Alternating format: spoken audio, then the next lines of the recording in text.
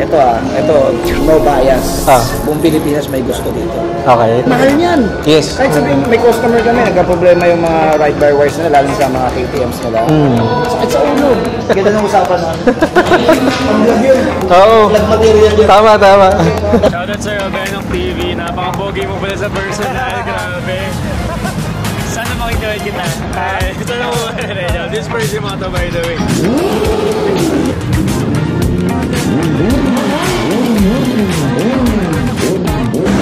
Kasi daw may tumawid na lasing. Ay. Okay, no? Kasi na. Pwede yun. Benok? Benok. Tinalo kita. Ay, salamat po. Tayo yung magkasunod sa... So, N-Bike, no? N-Bike. N-Bike ko, napili ko si...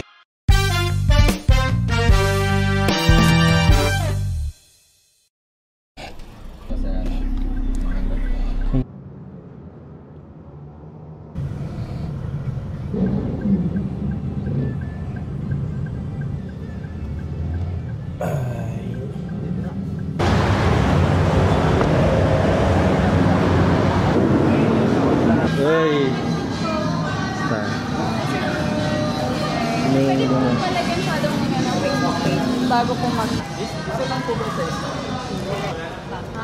Sige sir. Uy, Picture muna tayo sir. Press. Uy, good evening. Kamusta na? Nag-commute lang ako. Nag-commute lang. Kanina pa kayo, Press? Sakto lang. Kakarating lang. Kasi tropa ito, makinig sa taas. Makit sila. Boss! Basta. Puting-puti ka. Nag-vlog. Nag-vlog din sila. Grupo mo rin, sa lobo rin siya. Ay, Melvin. Alin? Ito rin. Na-influential. Uy, Melvin, sir. Boss Peng, kamusta? Ayos lang. Kamusta? Kamusta? Boss Big, tatanong mo nga. Ano ba yung motor mo, Rebe? Hindi, CB. 650R. Oo, kayo nag-first nun eh. Panel. Uy, boss, kumusta? Uy, boss, kumusta? Kumusta ka? Lagi kang present Oo. kahit gabi Oo. Kahit malabo mata ko Kaya nga eh. Di ba nung... Sir Joseph. Nung nag... Pwede Kasi Benok? Benok. Tinalo kita. Ay, salamat po, salamat. Tayo yung magkasunod sa... Ay, kayo po ba yung ano? Ako yung Kayo po ba yung nag-comment sa akin? Oo. Kayo po yun. Sabi ko yung nasa likod Naka-gray. Pero... Pero kaya. Uy, boss, kumusta? Ito, meron ba sa ano? Sir, ako po yung ano. B. Uy! Kumusta? Kumain ka na ba? Hindi pa. Tayo pa. Okay lang. Lilibot lang ako. Congrats sa... graduation niya ngayon eh. Ay, thank you, Pres. Talaga ba? Masyado ako nag-enjoy sa Ilocos. Saan kayo? Nag-rides. Sa ano, nagpunta ako sa Pagudpud. Patapat. Taga din kami. Sa Pansyan. Pagod po sa Patapat. After yun ang Pansyan na eh. Ano yung Ilocos pa rin yan? Sa Patapat. After yun. Bukas ako naman.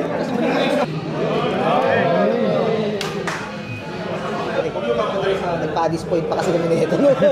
Yung ano? Sabi ko sa'yo eh. Ayan. Kaya nga eh. Sumama sa akin sa pa-dis point. Sa Pagudpud. Pagod na? Ganda kasi ng daan doon. Sa dulo na. Maganda yung dinadaanan mo Maganda yung dinadaanan mo Jonas! Ay, kala ko si Jonas. Ano kasi, naka-sombrero eh. Jonas, akala ko ito.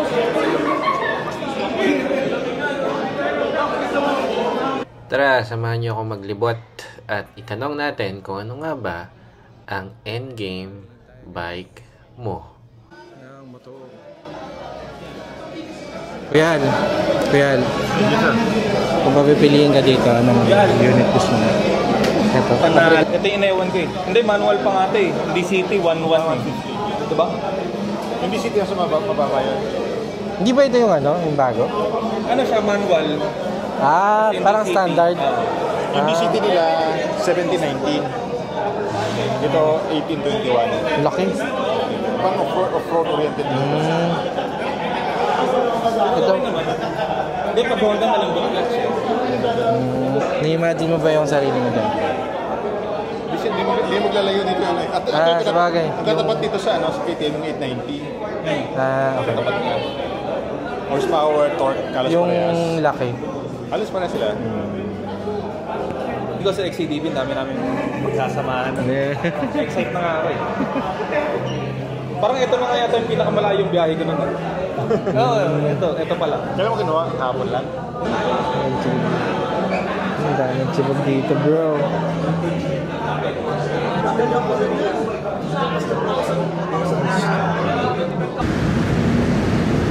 So yun guys, ito yung mga test unit ni Honda CV650. Ito bago, NX500, then XADV. So right now dito tayo sa Honda Paranaque, Honda flagship Paranaque, and this tonight is celebrate nila yung first year anniversary nila dito itong store. So right now may mga papuntang bikers at sa sobrang dami naging parking lot na tong itong entrance dito sa may Honda City Driving School. 650. Una, pagka naka clutch yan. Ito, pupuntahin ko dito. Dito, pwede mo siyang tapos naka-on siya, pwede mo siyang i-off. Tapos yun, makikita mo dito, Ayan na, wala na, tapos naka-plus M na siya yun. Pwede ko na may bomba. Ganda. Yun, bagay. Sakto. Naka-manual po yan. Manual yan ha. Baka dumaretso ka ha. Okay, next, try niya.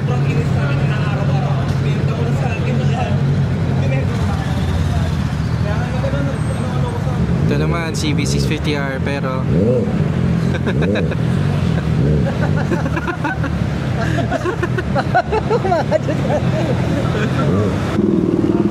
Boss Josh, ano nga ulit yung unit na to? M1. Ah, ito yung M1. Testing mo, go. Kaya mo yan. 80.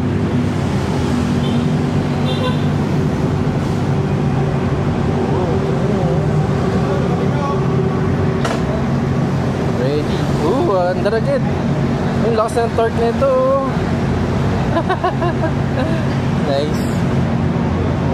Oh, may torque. May torque siya, guys. Oh.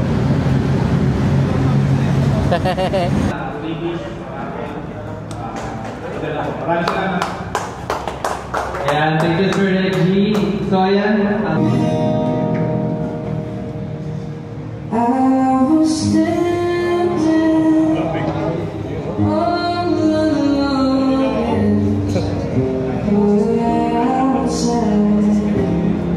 Sir, may tanong ako. Yes. Honda Big Bikes, kung papipiliin kayo isa, ano pipiliin? Ito, no bias. Buong Pilipinas may gusto dito. Okay. CB650. Oh! Hands down. Tapos? Oo, gustong-gusto ng buong... Naked o yung sports? Yung naked. Kasi, maganda rin naman yung sports. Ang problema, hindi siya para sa lahat. Hindi katulad yung naked, kahit sino. Yes, parang for all season, ano? Yes. Ganyan yung ganyan yung motor ko, black. Ito. Kita mo, sabi ko sa'yo. Matibay naman siya. Hindi, yun nga ang trademark ng Honda eh. Tibay. Honest to goodness, pwede natin sabihin, may mga Honda mabagal. Yeah. Pero yung tibay, hindi nyo Yun matatalo talaga. sa Honda yan. Hands down ako dyan. Grabe tibay ng mga motor. Marami nagtatanong, Boss Arch, ito daw, hindi siya ride-by-wire. Ano bang difference pag ride-by-wire tsaka naka-wire siya? Mas maganda kasi pag naka-ride-by-wire. Mas maraming kayang gawin yung motor, mas responsive. Yeah, okay. Mas maganda talaga siya. Pero di ba may mga issues na nade-delay siya? Ano naman yun yan, nare-remap naman yan, natutune naman yan. Okay. Tsaka minsan, ang source of delay, lalo na sa throttle ride-by-wire, is kadalasan yung throttle body rin madumi. Kasi dependent siya dun eh. Dahil electronic.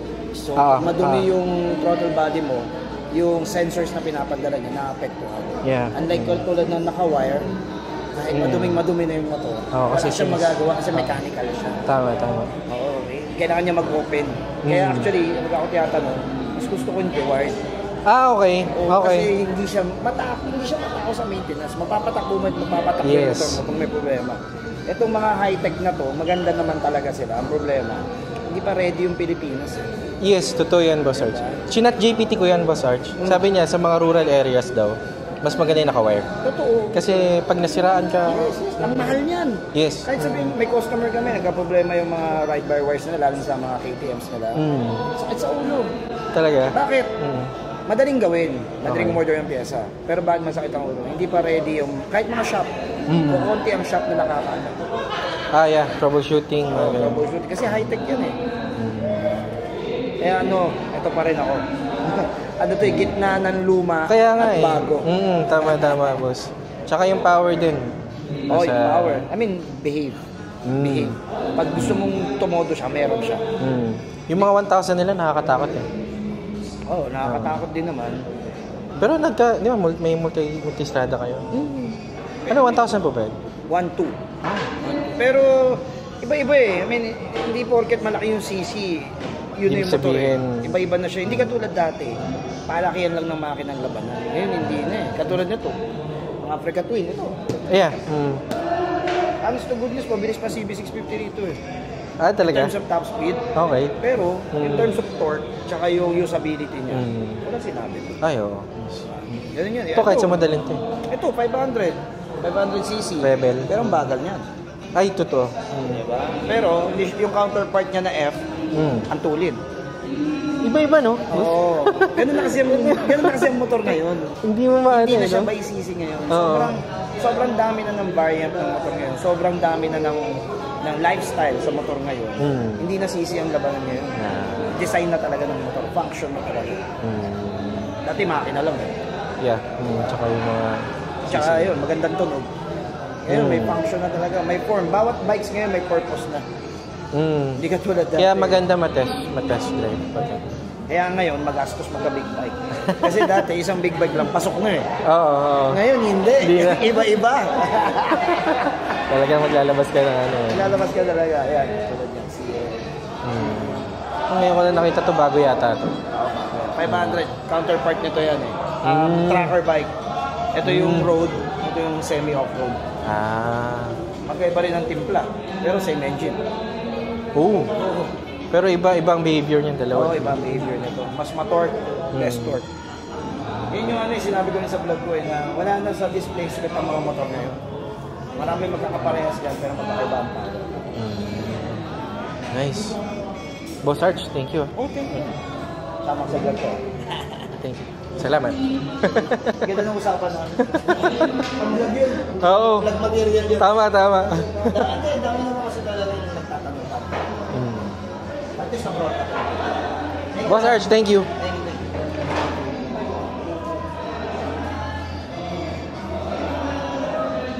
Interview natin si Boss Arch. We're good na dun. Ay, ikaw, mapipiliin ka na isang Honda bike. Yung endgame Endgame? Oo, ano pipiliin? Blade. Ay, yung pala to. Sarap na, no? Pero ito, sapat na ako dito. Ito. Kasi kahit hanggang pagtanda ko, ito talaga. Pwede. Shoutout sa'yo, Benok TV. Napaka-pogi mo pala sa personal. Grabe. Sana makita kita. Sana mo rin. This person mo to, by the way. Shoutout sa'yo, Benok TV. Keep on grinding. Kayang-kaya mo yan. Anong dala mo, bro? Yung 6.5. Bale, may tambay kasi after dyan sa... After nito? Piñas. Tapos ito na yung second bike. Yes, second bike. Napundar mo? Oo naman. Tagal din. Congrats, bro. Thank you, bro. So yun guys, tutur ko ulit kayo dito sa Honda Big Bikes. And isa-isayin ulit natin kung ano yung mga available bikes nila dito. So, first and foremost, ang nasa harap ko, ang CBR Fireblade na nagkakahalaga ng 1.6, 1.7 million. At ito ang sports bike, top of the line ni Honda. And next to him is the Hornet 1000 na para siya, ano ba to, metallic gray. Ito bagong labas lang to. At I think ito yung mga bagong models right after the CB1000R. And of course, yung CB650R, ang isa sa pinaka-popular bikes ni Honda. Bakit? Well, kita nyo naman dito, sobrang dami. Ayan o, pula, black. And then ito yung mga Rebel natin dito. Rebel 500. And then yung mga bad boys, unang-una na dyan is yung Africa Twin.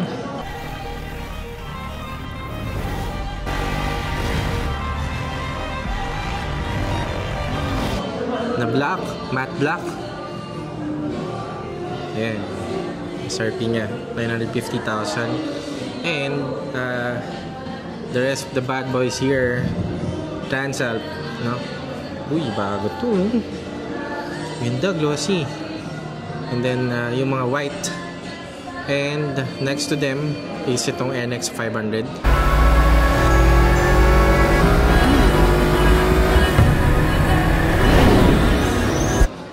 Nandito yung black, and then white, and then black. Papipiliin ka ng endgame bike. Ito, Honda. Ano? Sa Honda? Yung ano na, yung CB1000 Hornet na. Ay, yung Hornet? Oh, bakit Hornet? Bago lang to eh. Oo, bago lang yun. Nakita liter bike. Tawa na ako sa sub-liter eh. Again. Yung mga liter bike na yun. Pero, kung papipiliin ka ng bike dito, yung endgame endgame na bike. Ay, putya. Yan din eh, no? Oh, yan din gusto ko. Kaya lang, ang pricey eh, no? Pero ang ganda. Sana kung na-end up lang sa price lang talaga eh. Yung maintenance kasi. Yun lang din. Mukhang mahal to, sir, ah. Mukhang mahal to. Aloy! Pahawak. Uwi na ba? Uwi na? Hindi ko alam eh. ito guys, oh. Tignan nyo. Lady Rider. You know? Oh. Boom. Panis. Yeah, ingat ha. Oh, ingat ka. Ingat kayo, bro. Thank you. Nice to meet you. Nice to meet you too. Ingat. Press! Ingat. Apa, ingat pa. Ingat. Ano?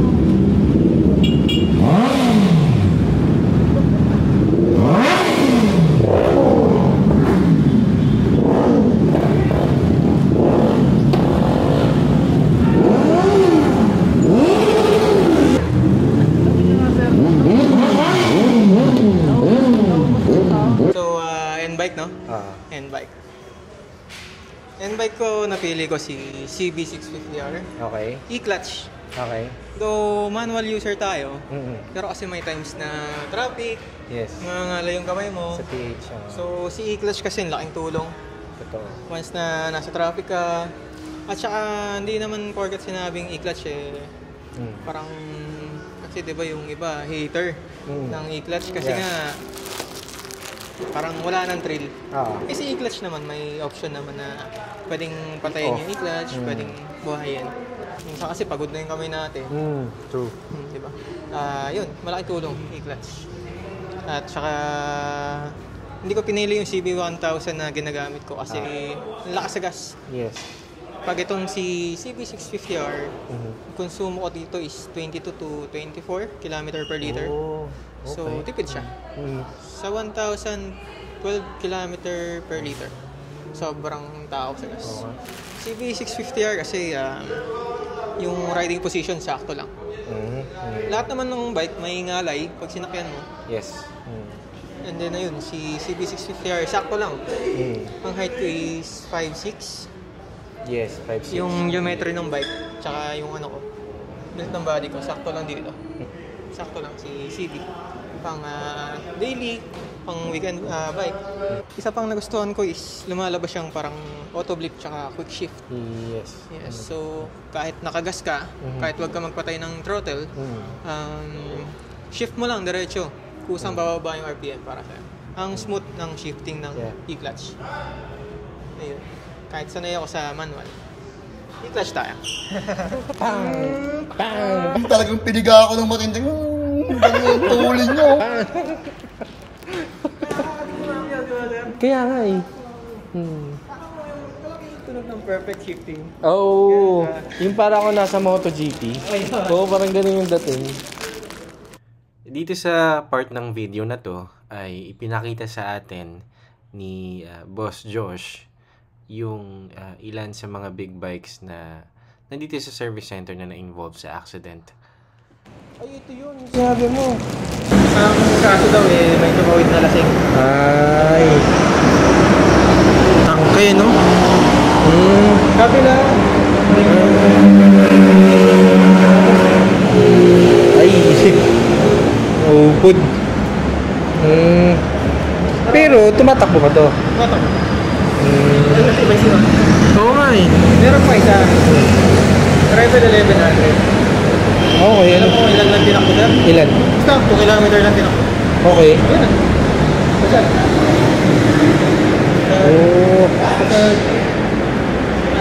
Ay, oo nga, no?